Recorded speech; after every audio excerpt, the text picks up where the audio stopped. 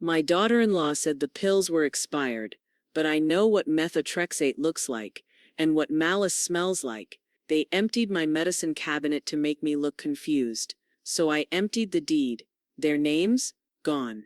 Now I sit in the judge's chambers while my granddaughter holds the pen they'll never touch again. Before we begin, may I ask, where in this big beautiful world are you listening from? It's always a quiet honor to know who's sharing this space. Drop it in the comments, and don't forget to subscribe. The kitchen felt colder than usual, not because of the thermostat. Helen always kept it at 72, but because something was off. The silence wasn't peace. It was a stillness that followed disruption, like the seconds after glass shatters on tile. She opened the cabinet above the sink, her fingers already reaching for the familiar orange-labeled bottles she arranged in a perfect line each Sunday evening. Empty. Her pill organizer sat on the counter, neatly closed. She cracked it open. Empty again. Her jaw locked. The faint clatter of silverware drifted from the dining room. Carla, humming off-key and smug. Helen didn't speak. She just closed the cabinet, walked past the dining room doorway, and headed to her writing desk. The napkin from breakfast still sat near her teacup. She uncapped a pen with a snap and began writing. Methotrexate, leflunomide, prednisone, 3 names, written in slow, clean cursive. She underlined each one. Carla's voice floated in, fake bright. Oh, I meant to tell you. I tossed out some of those old pill bottles. They were expired. Figured you wouldn't notice. Helen turned slightly in her chair. Her expression was unreadable. You figured wrong, she said softly. Carla laughed like it was a joke, then went back to her utensils. The clang of cutlery resumed. Later that afternoon, Olivia slipped into Helen's room and shut the door gently behind her. The scent of lavender from Helen's diffuser mixed with the faint chemical tang of hand lotion. Grandma. Olivia's voice was barely a breath. Helen turned from the dresser. Olivia's eyes were wide, uncertain. I saw her. This morning. She looked at the labels, then tossed them into the kitchen trash. They weren't expired. Helen's shoulders didn't move, but something behind her eyes shifted, an ancient steel settling into place. She reached out and tucked a strand of Olivia's hair behind her ear. Thank you for telling me. That evening Helen drove herself to the pharmacy on Valley Mills. The sky was a soft pink bruised, with gray cicadas humming like live wires across the cotton fields. Inside, the pharmacist, Carl, the one with the long lashes and soft voice, raised an eyebrow when she showed him the napkin. He keyed in the prescriptions. They were all still valid, Miss Granger, he said, tapping the screen. At least 3 months left on each refill. Did you misplace them? Helen smiled. A razor-thin line. No, she said, but someone's about to. The house was quiet when she returned. Carla's SUV was gone. Travis's truck sat in the gravel driveway, beer cans already rattling in the bed. Helen went to her bedroom and locked the door. Then she walked to the closet, pushed aside the cedar chest, and pulled out the gray plastic document box labeled in sharp black marker, Granger Land, titles and options. The air smelled faintly of old paper and lemon oil as she lifted the lid. Inside, stacked neatly, were manila folders, a yellowed copy of the original family deed, and a set of documents she hadn't touched since James died. Her hand paused over one folder. She pulled it free. The paper inside was thick, freshly printed, a new deed, clean margins, clear type. Owner Helen L. Granger, sole trustee, her name, and hers alone. The signature line was still blank. Helen stared at it, not with hesitation, but with measure, like a match held above a fuse, just waiting for the moment to drop. Footsteps echoed in the hallway outside her door. A knock followed. Travis's voice, tired and syrupy. Hey Mom, everything okay in there? She folded the deed slowly, slipped it back into the folder, and returned the box to its hiding place. Then she unlocked the door, opened it just enough to look at him. I'm fine, she said. Just thinking. About what? She held his gaze. My future. The coffee was bitter, over-roasted, and exactly what Helen needed. The cafe sat on the edge of Waco's sprawl, far enough from the ranch to avoid prying eyes, close enough to feel like neutral ground. The mismatched chairs scraped against scuffed tile, and behind the counter, a barista hummed along to a Patsy Cline song playing softly from a dusty speaker. Helen sat facing the door, her back straight, both hands folded over a leather satchel. Rick Mathers arrived late.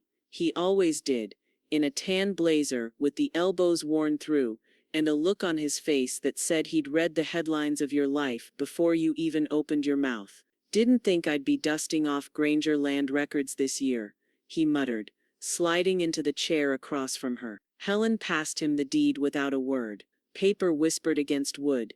He adjusted his glasses, squinted at the document, and gave a low whistle. New draft. Just you on title. And you didn't sign it yet? Not yet, she said. But I will. Rick nodded, flipping through each page with deliberate slowness. You realize what this means. If this gets filed, they get nothing. No contest clause, full transfer trust, no backdoor claims. You're cutting them out, Helen? They already started carving me out, she said quietly. I'm just making it official. He looked up. Tell me everything. Helen leaned back, the chair creaking beneath her. It started with Travis showing up last spring. Said he just wanted to help manage things. Brought over a manila folder labeled emergency planning. Rick's brow twitched. Power of attorney? She nodded. Said it was just in case. Said I'd thank him one day. Rick laughed, sharp and humorless. That's not just in case. That's premeditated. Helen pulled a folded paper from her bag, the copy she'd quietly made of the documents he'd asked her to sign. He backdated this one. May 3rd. I was in the ER that day. June covered the shift with me. Rick scanned the page. Jesus. Rick scanned the page. Jesus. He actually tried to use this? Helen sipped her coffee. He hasn't yet, but Carla's been doing her part. She told him about the pills, the organizing cabinet, the soft patronizing smiles, and louder, crueler silences. Rick didn't interrupt. He just let the words stack like bricks, one quiet offense after another, until the shape of the house they were building became clear. They're counting on the world assuming I'm just tired, she said finally. That age makes me unreliable. Rick leaned back. You've still got your license? Helen raised an eyebrow. Retired, not erased. That afternoon, back at the ranch, the air shimmered with heat. Cicadas buzzed in the distance, and the wind dragged the scent of dust and hay through the open windows. In the den, June Carlisle set a crisp legal pad beside the printer, while Olivia perched near the bookshelf, phone in hand. Helen laid the new documents on the table. June flipped through them silently, her reading glasses sliding low on her nose. Living trust, beneficiary amendment, revocation of durable medical power, June said, checking each title like a surgeon preparing for an operation. I want Travis and Carla out of everything, Helen said. Medical decisions, financial oversight. All of it. You sure? June asked. Helen turned to Olivia. You saw what happened. You still believe me? Olivia's voice was soft but steady. I do. June pulled out her notary stamp and sealed each page with a firm thunk.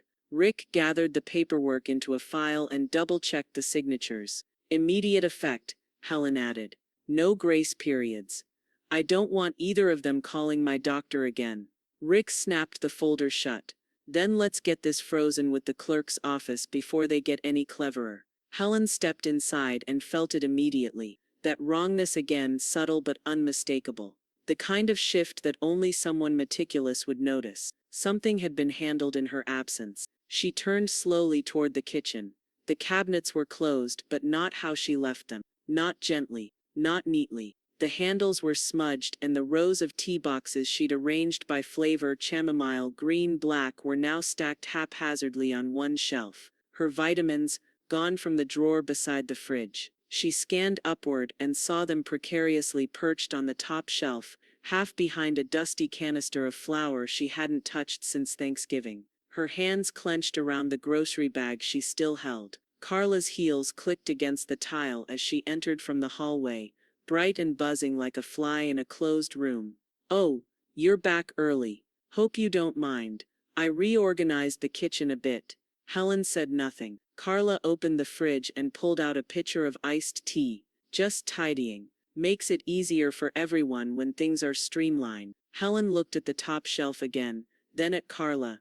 "Is that why my blood pressure cuff ended up in the garage?" Carla didn't miss a beat.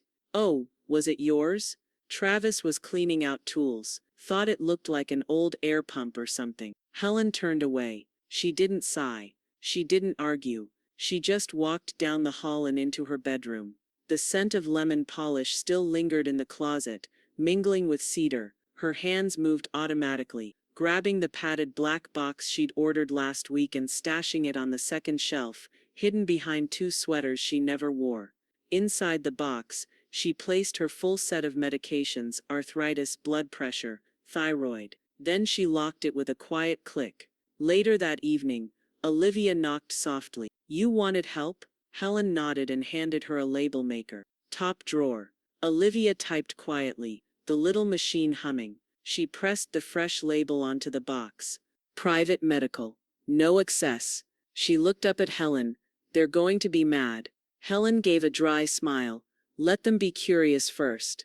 The next morning June arrived wearing scrubs and holding a manila envelope. She sat at the kitchen table like she'd done it 100 times before, because she had, and pulled out a signed affidavit.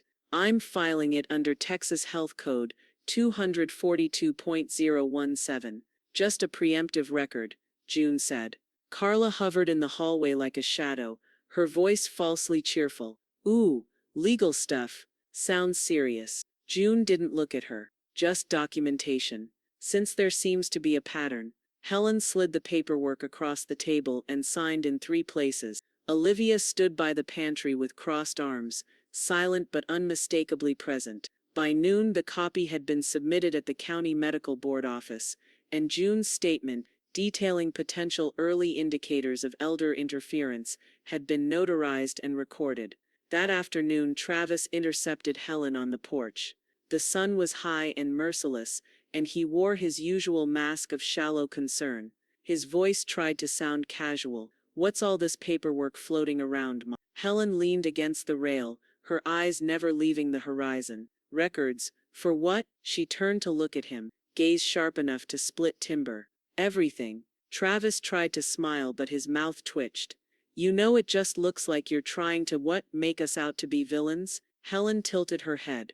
"I'm not making anything. I'm preserving what's already happened." He opened his mouth again but thought better of it and walked off, the porch creaking beneath his boots. Later that evening Rick texted her a photo. A wooden bulletin board. Thumbtacks. Legal parchment folded behind the glass. Public notice. Granger Estate Modified Trust filed and acknowledged. Clerk's office. McLennan County Courthouse. The waiting room smelled like lemon disinfectant and old carpet, the kind of sterile scent Helen had known for decades, back when she wore scrubs instead of orthopedic shoes. She tapped her fingers against the armrest, not out of nerves, but rhythm, familiar patterns, steady beats. It was control, not anxiety. Across the room, a toddler sneezed into his mother's shoulder. The nurse behind the desk glanced up, spotted Helen. "Dr. Keyes will see you now." The office was exactly as she remembered it. Same faded anatomy posters, same crooked clock above the sink. But the man who stood from the desk was no longer a young resident with something to prove. He was older now, like her, but his eyes were still sharp. "Hell," he grinned, arms open. "Helen Granger, still kicking, still prescribing trouble," she replied. They embraced briefly, then got to business. Blood pressure, lab draws, reflex tests, memory prompts, full cognitive screening. When it was over, Dr. Keyes looked over his glasses. "You've got better recall than my intern. You're stable, Helen. Mobile, cognitively sharp. I'd trust you to run this whole damn clinic." She held his gaze. "I need that in writing." He didn't ask why. He just nodded and began typing. "Also," she hesitated, choosing her words carefully, "if I needed something for court, Just in case, would you provide an official evaluation? Dr. Keyes paused, then looked up. Are you in danger? No. Just tired of letting other people define my condition. He nodded again, slower this time. I'll draft it today. Full capacity, physical and cognitive. No ambiguity. When she left the clinic, the sun was sharp overhead, baking the pavement into shimmering waves. She passed two women outside chatting about home remedies, and it almost made her smile. But then her phone buzzed. Text from Olivia. Where do you keep your incoming mail? Helen frowned. Texted back. Why? A few seconds passed. Then caught Carla feeding a few envelopes into the shredder. Two had your name. One was from the pharmacy. Helen didn't reply. She didn't need to. Instead, she drove to the small post office across from the grain supply store and stood in line beneath flickering fluorescent lights. The clerk wore a red Waco High sweatshirt and smiled with toothpaste still clinging to his lip. I need to open a P.O. box, Helen said. Business or personal? Survival, she replied. He blinked. Pardon? Personal. Box 317. Small key. First month prepaid. By the time she got back in her car, the weight in her chest had shifted, less like fear, more like flint. When she returned home, Travis was already waiting on the porch, beer in hand, wearing that practiced, relaxed posture he used when trying to sell a lie. Hey ma, he said, a little too casually. Been noticing a lot of activity lately. Lawyers, doctors, that whole courthouse thing. Helen didn't stop walking until she was on the top step, her face in shadow. And he took a sip. Are you hiding something? She looked at him for a long moment, long enough that even he started to shift under her silence. I am, she said. Finally, only my freedom. She turned and walked inside. Travis stayed seated, but his grip on the beer tightened until the can crumpled in his palm. That night, Olivia sat cross-legged on the floor of Helen's bedroom, helping her sort mail into new folders. No one spoke. No one needed to. At exactly 8:02 p.m., Helen received an email confirmation from Rick Mather's office. Subject: health proxy filed. McLennan County content. Healthcare power of attorney approved. Authority assigned to Olivia Granger. Effective immediately. The courtroom smelled of old pine and printer toner. Cold bureaucratic air dressed in the illusion of justice. Helen sat still, spine straight, her hands resting atop a black binder labeled in bold silver letters, competency.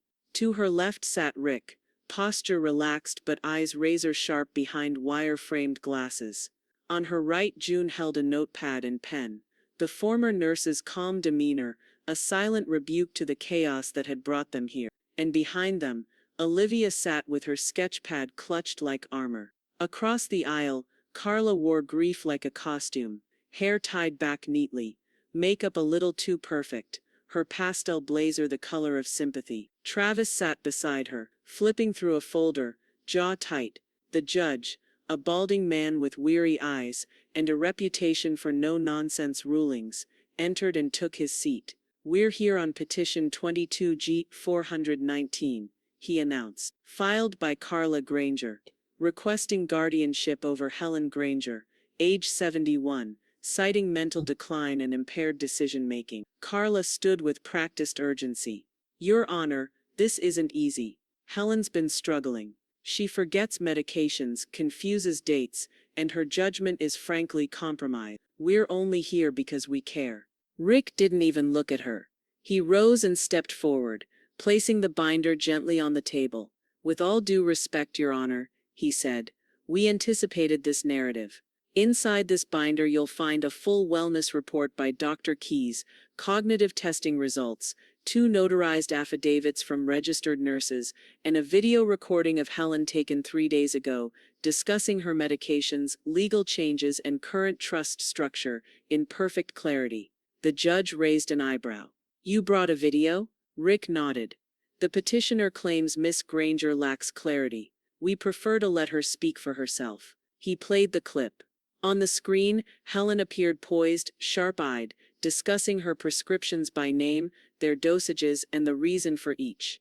She even cited the statute Rick had filed under for trust protection. The silence in the room after it ended was louder than the gavel. The judge turned to Helen. "Would you like to speak?" She stood slowly. "Yes, Your Honor, I may have arthritis. I may move slower than I did at 30. But I'm not confused. I'm not misplacing my own medications. I know who I am. What's been happening isn't caregiving. It's coercion." She paused, then added, "They treated me like I was fading, but I was watching." Behind her Olivia stood. Her voice wasn't loud, but every syllable cut like truth. She remembers everything. "I've seen it. The only people who want this guardianship are the ones who want the land.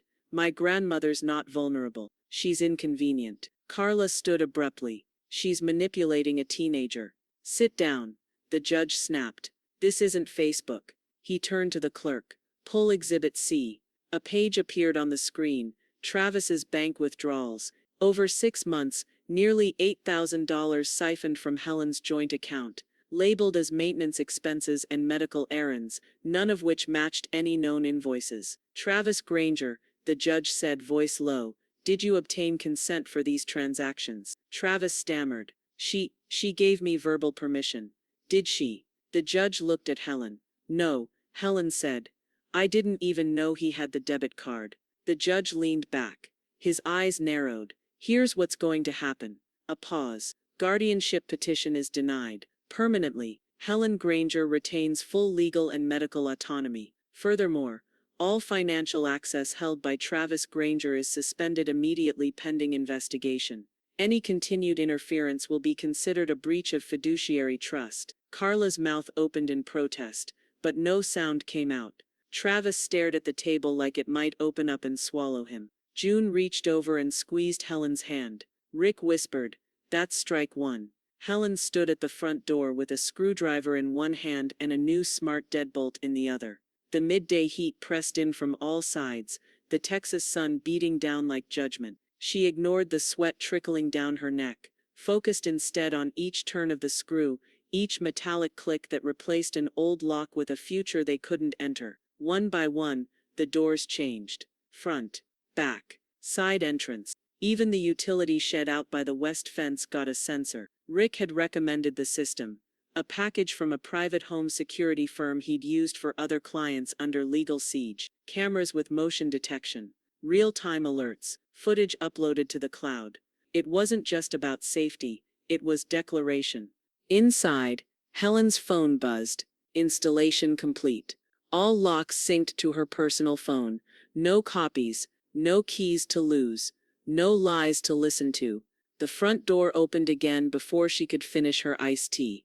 Travis stepped in, uninvited, wiping his boots like it mattered. "Just got off work," he said. "What's with all the tech? Trying to keep the squirrels out?" Helen didn't answer. She walked past him, calm as a storm about to hit. He followed her to the kitchen. "You change all the locks." "I did." "You got a spare?" "No." Travis blinked. "So what?" "I don't get a key now." She turned to him slowly. "Tenants don't get a master." His face twitched. "We're not tenants." Helen opened the freezer, pulled out a bag of soup, and set it in the sink. "You're certainly not owners." She didn't yell. She didn't need to. 15 minutes later, Carla pulled into the driveway with the urgency of someone arriving to a fire she helped start. She slammed the car door and marched up the porch, breathless. "You're isolating yourself," she shouted, voice cracking. "This isn't normal. This is what people do before they protect what's theirs." Helen finished for her, stepping outside. "Yes, it is." Carla laughed, high-pitched and hollow. "You think locks will stop us? This is still our home." Helen didn't flinch. "No, it's my land, my house, my father's acreage. Your confusion doesn't change the paperwork." By sundown, Rick had filed an official residency update with the McLennan County Clerk's office. A notarized notice now classified Travis and Carla as occupants without claim, legally barred from interfering with estate assets or property management. It was the first step in getting them off the ranch altogether. June arrived the next morning with a folder and 3 laminated signs printed in red and black. Notice this property is under legal trust protection. Unauthorized access may result in civil penalties. She handed one to Helen and tapped the edge. Post this near the front gate. Another on the barn. Last one for the guest house. Just in case. Helen chuckled. I should have done this the day they accidentally erased my medical calendar. June's expression darkened. That wasn't an accident. It never was. Later that afternoon, Helen and Olivia walked the fence line together, tacking up the signs as they went. Wildflowers swayed at their feet, and cattle bellowed faintly from the neighbor's pasture. It was quiet in a way it hadn't been in months, not just from sound but from pressure. Back inside, Helen finally allowed herself to exhale. The locks clicked behind her like punctuation. Then her phone buzzed. Text from Olivia. You need to see this. Attached photo. The image loaded slowly. The bright Texas sun washed the screen, but Helen could make it out clearly. Carla, in her yoga pants and flip-flops, bent over the lock of the office storage barn. A bobby pin in one hand. A crowbar on the ground behind her. The barn smelled like rusted iron and hay dust, the kind that clung to your throat when you breathed too deep. Morning sunlight cut through the slats and angled beams, highlighting footprints in the dirt. Too many, too recent. Helen stepped over a toppled milk crate, eyes scanning the open shelves and scattered papers like a crime scene. She already knew what she was looking for, and what she wouldn't find. The gray file box labeled Granger Estate Revisions was gone. Helen crouched down, ran her fingers along the lower shelf where it used to sit. The wood was warm from sun exposure, but the indentation from the box's weight was still visible, dustless and clean. She stood slowly and looked around. Drawers yanked open, her grandfather's old ledger lying face down in the dirt. A cracked mason jar spilled over with thumbtacks and paper clips. They hadn't just been snooping, they were hunting. But instead of panic, Helen smiled, a thin, amused smirk that barely reached her eyes. Because the real documents, the ones that mattered, had been moved to her bank lockbox downtown over a week ago. Signed, certified, and duplicated threefold. What they'd stolen was theater. A decoy. And if they thought they'd bought time or control, they'd only confirmed her suspicion. They weren't just desperate, they were predictable. Later that morning, Olivia stood in the kitchen, arms crossed, fury trembling just below the surface of her voice. I asked him, she said. Point blank. I said, did you go through Grandma's things? Helen poured her coffee, the ceramic mug clinking against the counter. And, he blamed Carla. Olivia said, eyes wide. Didn't even hesitate. Said it was her idea. Said he told her not to. Helen stirred in a splash of cream. And Carla? Olivia shook her head. She called it stress. Said she was worried you were hoarding sensitive documents in an unsecured building. Helen sipped slowly. So she broke in to protect me. Olivia didn't laugh. Neither did Helen. By noon, June arrived in her pale blue Honda Civic, climbing out with a canvas folder tucked under her arm. Her scrubs were rumpled from her morning shift, but her posture was sharp as ever. Copies, she said, handing the folder to Helen. Notarized. Originals are en route to Rick's office now. Helen took them carefully, her fingers brushing the thick paper. Thank you. June looked her in the eye. They're escalating.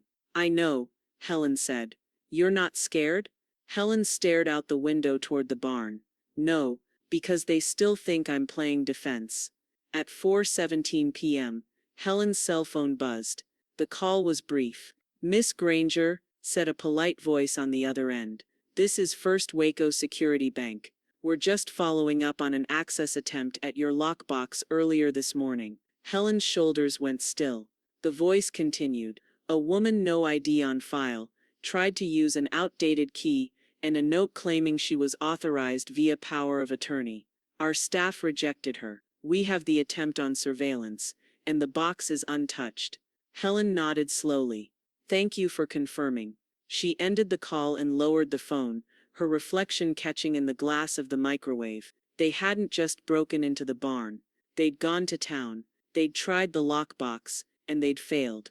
The scent hit first, slow-simmered chili thick with cumin and black coffee, the way James always liked it. It drifted from the stovetop out through the open kitchen windows, carried on a humid August breeze, laced with smoke from the mesquite wood burning outside in the fire pit. Helen stirred the pot slowly, wooden spoon in one hand, the other gripping the rim of the cast-iron Dutch oven to steady her arthritic wrist.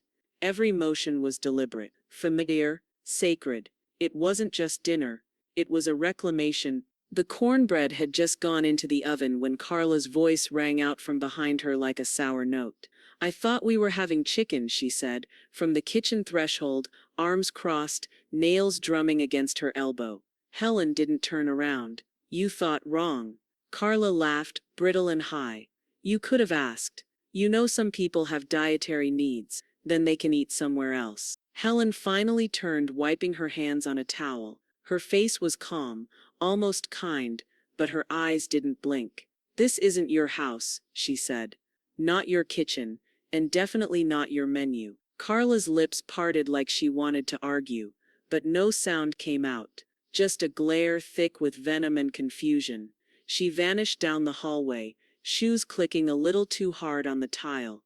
By 6 o'clock, the table was set under the string lights. Helen and Olivia had rigged up around the back porch, mismatched chairs, vintage plates, and mason jars full of sweet tea and water beads that glowed faintly in the dusk. June arrived first, bringing pickled okra and a bottle of red wine. Rick came next, lugging a briefcase in one hand and a peach cobbler wrapped in foil in the other. Then came Tomas and Daryl, two of the old ranch hands, both gray now, both loyal. They hadn't sat at this table together in years. "I thought you gave up cooking after James passed," Rick said, inhaling deeply. Helen ladled out generous portions, smiling just faintly. "I gave up cooking for people who thought meals were owed to them." Everyone laughed, except Carla, who stood in the doorway, silent and unwelcome. Travis hovered beside her, eyes low, chewing his inner cheek like it owed him money. No one invited them to sit. The chili was perfect, smoky, dark, with just enough heat to linger on the tongue. The cornbread was golden and cracked on top, butter melting down the sides, like it remembered how things used to be. They ate in waves of laughter and stories. June told a tale about Helen faking a power outage at the ER, just to get 10 minutes of silence. Tomas swore he'd seen Helen wrangle a loose bull with nothing but her voice and a pitchfork. And after dessert, Olivia brought out her violin. She played under the stars, backlit by porch lights, her bow gliding across the strings in long mournful lines that gave way to a bright, defiant finish. Helen closed her eyes and listened, her hands resting quietly in her lap, the music weaving through the trees like wind. It was the first time the ranch had felt like home again in years. After the final note, Rick stood and passed Helen a sealed envelope. "All final filings," he said. "Every line, every document, deed, trust, power of attorney, the county clerk's stamp is on every page." Helen took it without a word, her fingers brushing the ridged flap. "You're covered, Helen, permanently." The next morning, just as dew still clung to the grass and the porch wood was damp underfoot, the mail arrived. Olivia brought it inside, sorting bills from circulars. She paused at a thick manila envelope, with a Waco return address. "County Assessor's Office," she said. Helen opened it slowly, her hands steady. Inside, a single page with bold black ink and an embossed seal. Subject: McLennan County Property Record Update. Property owner of record, Helen Louise Granger. Sole title holder, Carla's name, nowhere. Travis's, gone. Just hers. The silence in Rick's office wasn't empty, it was loaded. Helen sat across from his desk, the envelope in her lap thick with consequence. Olivia perched beside her, still as a photograph, her hands folded tight in her lap, Violin calloused fingers twitching slightly. June stood by the window with her arms crossed, watching the courthouse clock tick through the glass. "I had to ask you one more time," Rick said gently, his voice as careful as the papers he handled. "Once I file this version of the trust, it's irrevocable. There's no amendment after this. It names Olivia as your sole heir and successor trustee. Immediate effect. You sure you want to go all the way?" Helen didn't flinch. She opened the envelope and slid the signed copy across the desk. "I'm done being cautious," she said. "They tried to write me out of my own ending. So I'm giving it to someone who watched the whole thing unfold." Olivia turned to her, unsure. "Are you sure? I mean, you don't have to do this for me. Not like this." Helen reached for her granddaughter's hand and gripped it gently. "This isn't about owing, it's about trust." Rick nodded and stood. He took the documents, slid them into a thick manila file, and turned toward the scanner. "Once this hits the county database, it's law. They can't contest it without criminal perjury." Helen smirked. "And they've already done enough of that for one lifetime." By the end of the day, the state record had been updated. The restated trust was filed. 2 certified copies were delivered. One for Helen, one stored in Rick's off-site legal vault. June got to work that night, typing up a notice letter to Travis and Carla. The wording was cold, clean, legally bulletproof. "To whom it may concern, as of date you have been formally and permanently removed from any claim, interest, or role in the Granger Family Trust. All assets, current and future, are to be inherited solely by Olivia Granger, under the direction of Helen Louise Granger. All inquiries or disputes regarding this decision will be handled through legal counsel." It arrived in their shared inbox just after sunrise. By noon, the storm hit. Carla burst through the front door without knocking, face flushed, her heels loud on the hardwood. She clutched a battered folder in her hands. The old trust, the one she thought still mattered. "You can't do this," she snapped, slamming the folder onto the kitchen table. "This isn't legal. This isn't what James wanted. You're senile. She's manipulating you." Helen didn't rise from her chair.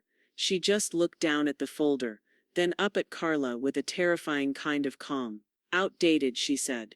"And void." Rick arrived 5 minutes later. June must have texted him. He handed Carla an envelope without speaking. "Cease and desist," he said. "Any further communication about inheritance or estate access goes through me now. If you contact Helen directly, we file for harassment." Carla tore the letter open with shaking hands, her lipstick smudged at the corners of her mouth. "You're serious?" Rick tilted his head. "You thought this was a negotiation?" Travis appeared in the doorway, face pale, hands jammed in his pockets like they were hiding something. He didn't say a word. Helen stood now, quietly, measured. "You tried to reduce me to an obligation," she said. "But you forgot one thing. I kept receipts. I kept proof. I kept everything." There was no shouting, no slamming doors, just Carla's heels backing down the hallway, and Travis trailing behind like a ghost. That evening, Helen sat on the porch with Olivia, as the sky turned gold and then indigo. The first stars blinked into view, and the ranch smelled like earth and coming rain. A soft chime buzzed from Helen's phone. Email McLennan County Property Trust Portal subject, update confirmation, beneficiary assigned content, future ownership of Granger Estate parcel 421B, now legally assigned to Olivia Granger, per trust filing #91872 WC. Helen exhaled slowly, the kind of breath that only comes after winning something worth bleeding for. Helen stared at her phone, brow furrowed, thumb frozen above the calendar app. The screen blinked twice, then steadied. Her rheumatology checkup, gone. Blood work panel, vanished. Not marked as rescheduled. Not pushed to a different day. Just erased. Wiped clean as if she hadn't been managing her own health for the past 40 years. She scrolled through the notification history. Nothing. A sick, heavy pause hung in the room. In the corner, Olivia looked up from her laptop. "Something wrong?" Helen turned the phone toward her. "I had 2 medical appointments on this calendar. Now they're gone." Olivia's eyes narrowed. "Did you delete them?" Helen's voice was calm but cold. "I don't delete appointments I wait 6 months to get."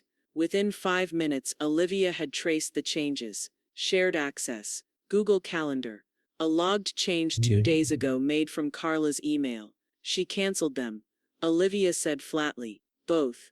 Said you had a conflict." Helen's breath caught in her throat, just long enough to feel it pinch. Then she moved. Quiet, methodical. like loading a weapon. She picked up her landline and called Dr. Keyes's office. Yes, it's Helen Granger. I need to reschedule 2 appointments that were canceled on my behalf. And I need every future appointment locked to private. Also, she paused. I'd like to add a second emergency contact to my file. June Carlisle, registered nurse, direct number coming now. She handed the phone to Olivia, who dictated June's info with the speed of someone reading a warning label. Then Helen opened her laptop. She logged into her pharmacy portal, clicked through settings, and disabled all shared refill alerts. New feature, text-only reminders, direct to her phone. No more emails, no more cross-device syncing, just her and her prescriptions, no middlemen, no daughter-in-law. The next day, Rick hand-delivered a medical proxy update, hot from his law printer. This is the last stone they had a foot on, he said, signing the witness line with one clean stroke. And now it's gone. File it with Keys. Helen asked. And every other doctor you've seen in the last 5 years, Rick replied. Carla and Travis are officially removed from all health directives, current and future. At her next appointment, a follow-up for joint stiffness, Helen arrived 15 minutes early. The waiting room smelled of peppermint hand sanitizer and plastic upholstery. A baby cried in the background. Someone sneezed. She'd barely signed in when she saw the shadow in the parking lot. Carla. Helen watched through the glass as Carla adjusted her sunglasses and walked toward the building, holding a tote bag like she belonged. The nurse behind the counter caught Helen's expression. Problem? Helen leaned in. If a woman walks in, Carla Granger, she's not allowed access to my file. She's not my proxy. Not anymore. The nurse nodded once. Understood. 10 minutes later, Carla tried to walk through the front door. The nurse stepped from behind the counter like it was a war post. Ma'am, we're going to have to ask you to leave. Carla blinked. Excuse me, Helen Granger's care team no longer includes you. If you remain here, we'll be required to call security. Helen sat behind the partition wall. She didn't move, didn't blink, just listened. The shuffle of indignation. The crack of a tote bag strap yanked tight. The retreating sound of heels on tile. After the exam, as Helen prepared to leave, her new physician, a younger woman with observant eyes and an army posture, tapped gently on the door. Miss Granger, she said. Do you have a moment? Helen turned. Of course. The doctor walked in, holding a clipboard. I was reviewing your chart history, pharmacy logs, dosage updates. You should see this. Someone was adjusting your medications. Helen's heart went still. The printouts came on thermal paper, long, curling sheets like hospital heart monitor tapes. Helen sat at the dining table, the edges of the documents anchored by 2 mason jars and a ceramic rooster. The numbers weren't just statistics. They were fingerprints, timelines, red flags. She traced them line by line with a pencil, noted the cancellations, the refusals, the changed dosages that should have required her approval, but hadn't. Her full name was on every header. But below that, in the refill logs, strange notes whispered from the fine print. Declined by proxy. Refill refused via phone authorization. Pickup canceled. Called in by family. Helen hadn't made those calls. She hadn't canceled anything. A drop of sweat slid down her spine as she leaned back and reached for her iced tea. Her hand trembled slightly. She hadn't forgotten her medication. Someone had removed it. June arrived 20 minutes later. She brought a clipboard and reading glasses, then spread the documents out again on the table like they were battle plans. Her finger tapped the log. This is not a clerical error. Helen nodded. So I'm not imagining things. No, you're not. This shows a pattern, deliberate interference with a prescribed treatment plan. Her voice lowered. This is felony territory, Helen. Especially with your diagnosis. Helen exhaled. I want it documented. All of it. June didn't hesitate. She began making notes in medical shorthand, the kind that held up in front of investigators. Then she added her license number in clean block print at the bottom of each page. By early evening, Helen stood on Rick's front porch, file folder in hand, Sunset bleeding over the horizon behind her. Cicadas screamed from the tree line. Her body ached, but she didn't flinch. Not anymore. Rick opened the door with a quiet urgency. One look at her face and he motioned her inside. She laid the folder on his desk. "Read it all," she said. "Then tell me how we file it." Rick sat, unfolded the stack, and began reading. Every few pages he paused and underlined. His eyes hardened as the pattern revealed itself. He leaned back slowly. "This isn't just unethical. This is a coordinated attempt to manipulate your health records." Helen's voice was steel. "And maybe my health." Just then Olivia arrived. She'd been at the art co-op, but June had texted her mid-review. "Come now," quietly. Olivia's sneakers squeaked as she walked across the hardwood. She looked between Helen and Rick, then at the folder. "What is that?" Helen glanced at her. "Proof." Rick opened to the page with the most damaging notes. Olivia skimmed the entries. Her mouth opened, then closed, then trembled. "They were making you sick on purpose?" she asked, voice small and breaking. Helen reached for her hand. "Are trying to." Either way they crossed a line. Tears slid silently down Olivia's cheeks. Rick stood. "We'll start with a criminal referral. Medical tampering, elder abuse, interference with a protected patient's medication. This isn't just going to a file drawer. It's going to the sheriff's department." June returned just before sundown, with one last piece of evidence, a small white prescription bottle. She placed it on the table gently, like it might burn. "I had Gloria from the lab. Look at this," she said. "It's the bottle you took the week." Carla reorganized the cabinet. Helen's eyes locked on it. "Same label, same pill count," June said. "But the contents? Half weren't the medication listed. They were substituted." Rick raised an eyebrow. "Switched?" June nodded. "Intentionally. It's textbook tampering." The room went quiet. Outside, the wind had shifted. The air carried the faint smell of dust and coming rain. Heavy, electric, like something about to break. Rick gathered the files into a clean red folder stamped criminal complaint, and sealed it shut. "I'll take it to the sheriff myself," he said. "They wanted control. Now they're going to get a court date." The envelopes were thick, legal weight paper, double-stamped and sealed with purpose. Rick had labeled each one in black ink, Granger T. and Granger, C. No first names.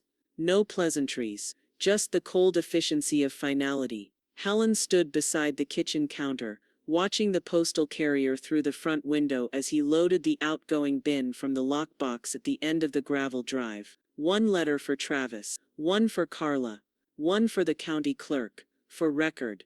They were gone before lunchtime. Outbound, certified, and non-negotiable. "Like carving names off a gravestone," Helen muttered.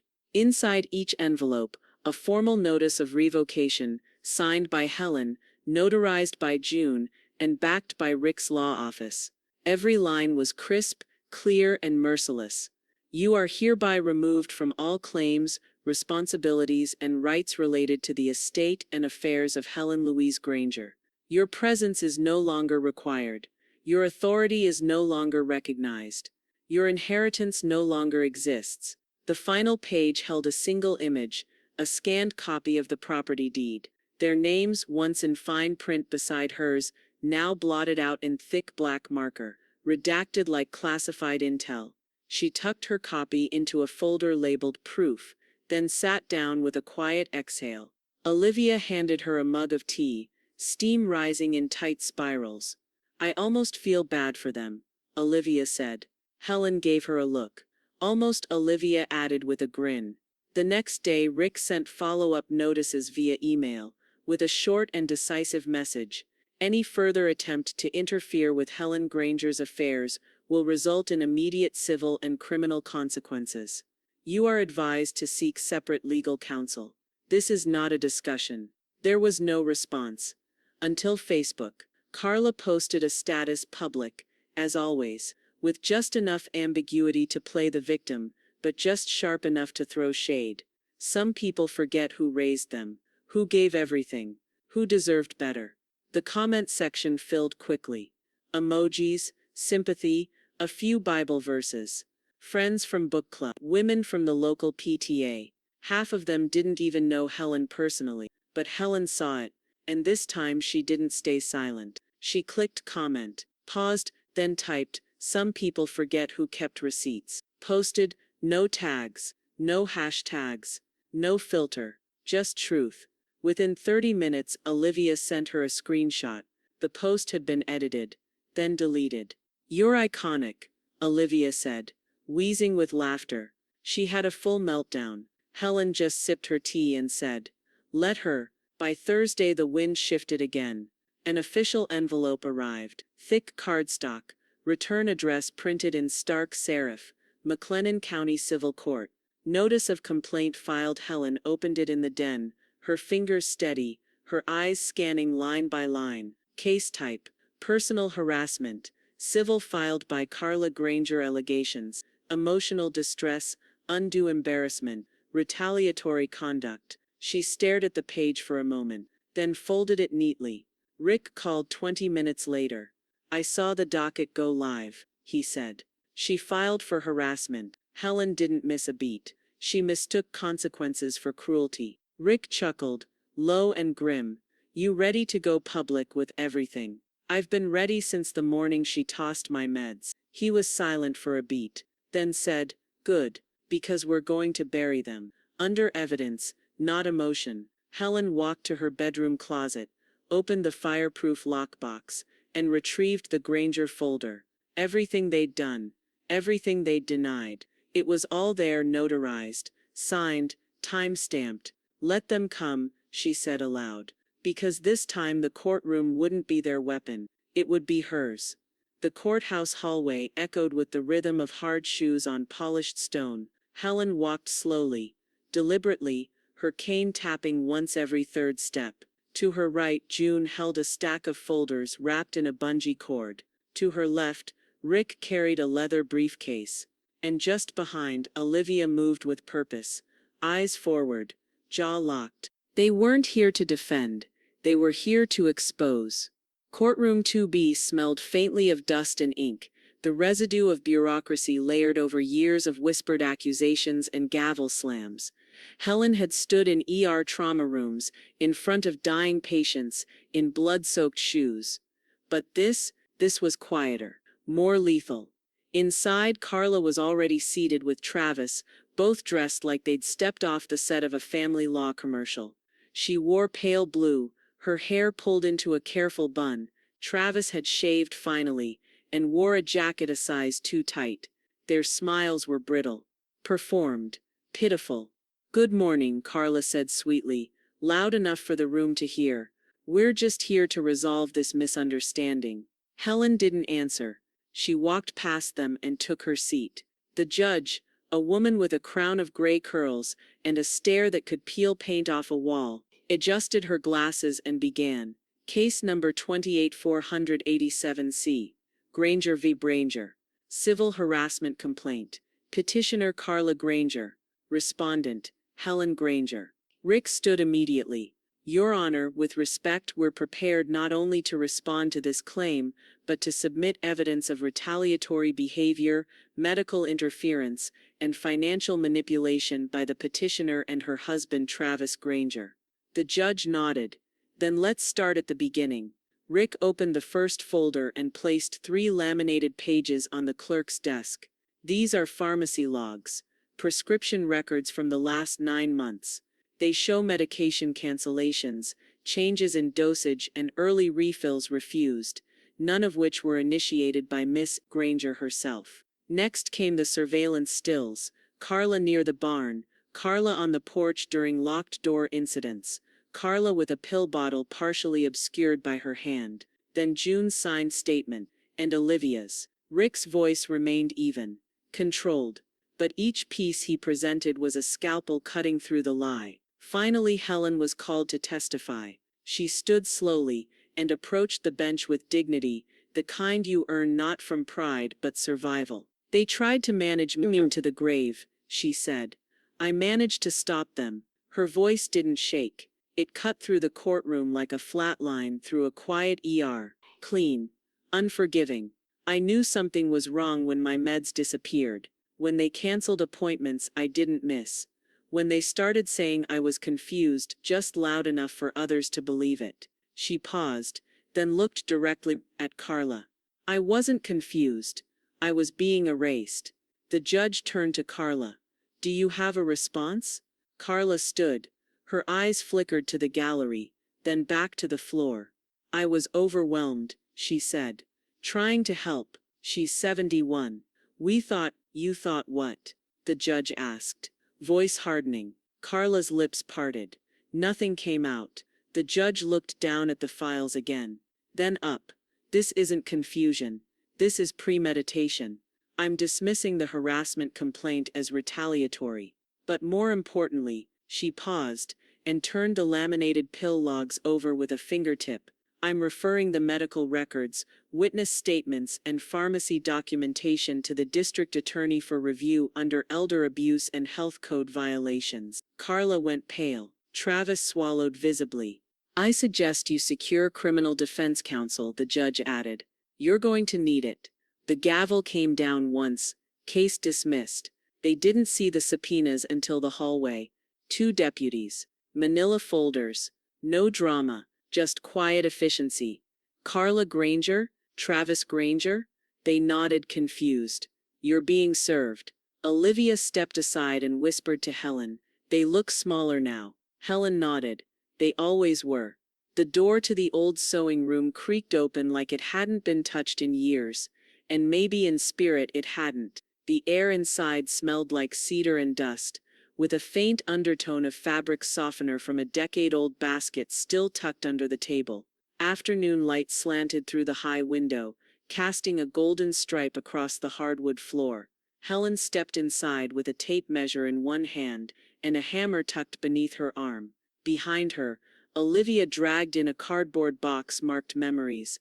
Don't toss, and set it down gently. The room was small, no more than 10 by 12 feet. Once used for quilting, later for storage, and most recently, after Carla's suggestion, where Helen was briefly moved during a plumbing repair that somehow only affected her side of the house. She hadn't stepped foot in it since she'd moved herself back. Now she would remake it, not out of spite, but out of truth. Rick's words echoed in her head from just 2 days earlier.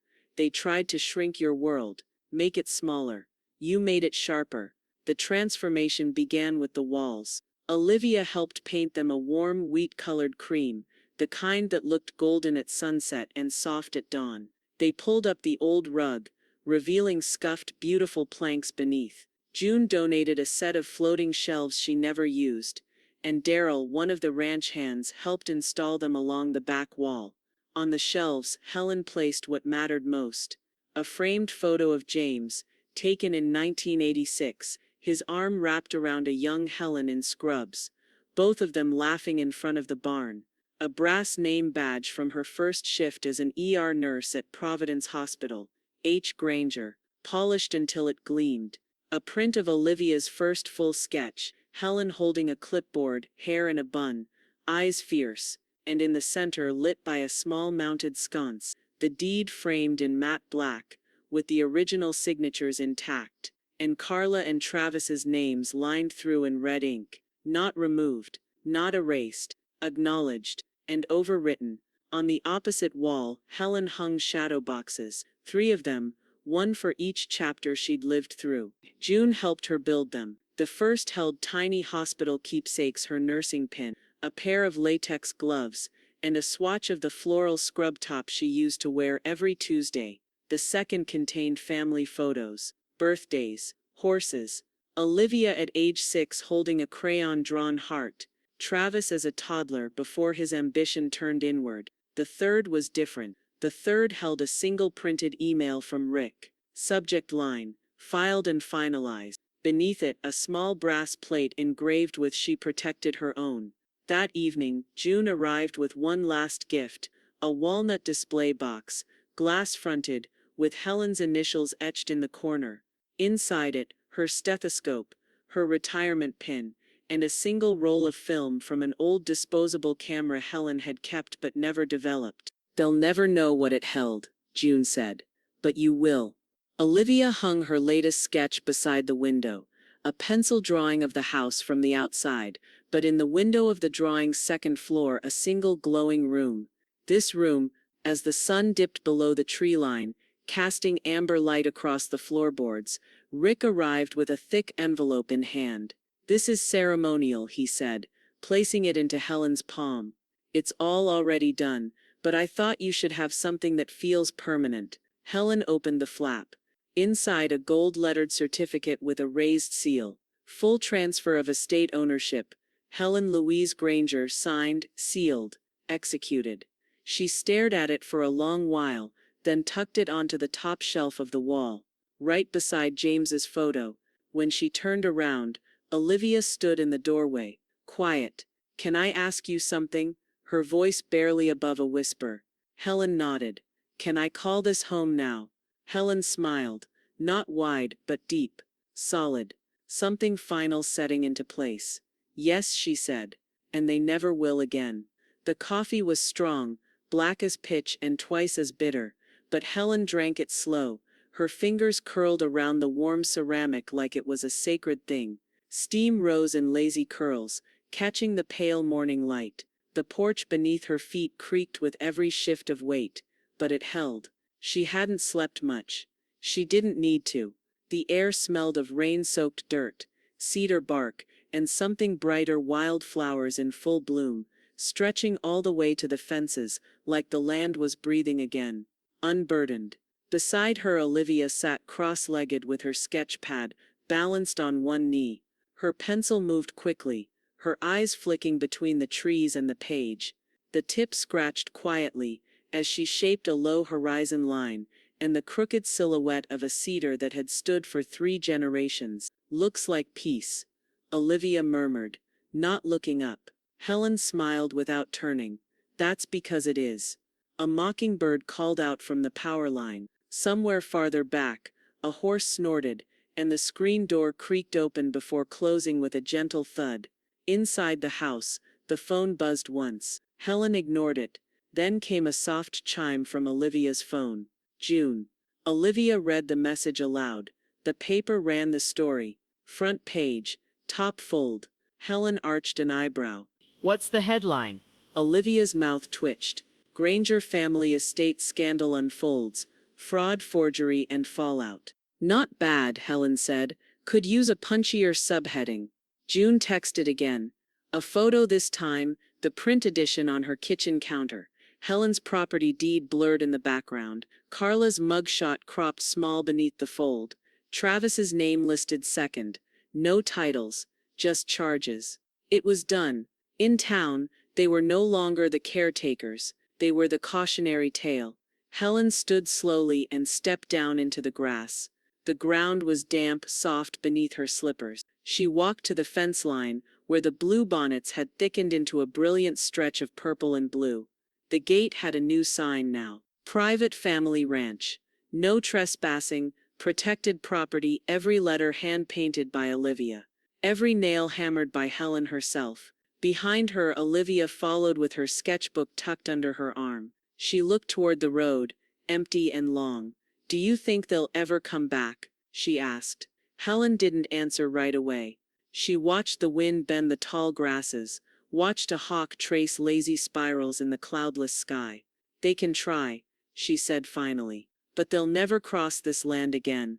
Not as family, not as anything that matters." Back on the porch, a cream-colored envelope waited on the table, gold-trimmed, hand-addressed in elegant script. From Waco Women's Law Guild, to Helen Louise Granger, subject. Keynote invitation. She opened it with a butter knife and read the contents in silence, then chuckled under her breath. "Something funny?"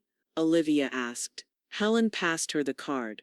Olivia skimmed it and blinked. "They want you to speak." Helen sipped her coffee, then replied dryly, "Only if the topic is ownership." The wind picked up just enough to stir the hem of Olivia's sketchbook. She flipped to a blank page and drew a single line, a horizon, then another, a boundary. And then she looked at Helen, hesitating. "Can I sign this one?" she asked. Helen's voice was steady. "Sign it, date it, hang it in the legacy room." They sat in silence again as the sun crept higher, the shadows slipping away from the corners of the ranch like guilt finally exiled. Olivia leaned her head against Helen's shoulder. "Grandma?" she asked softly.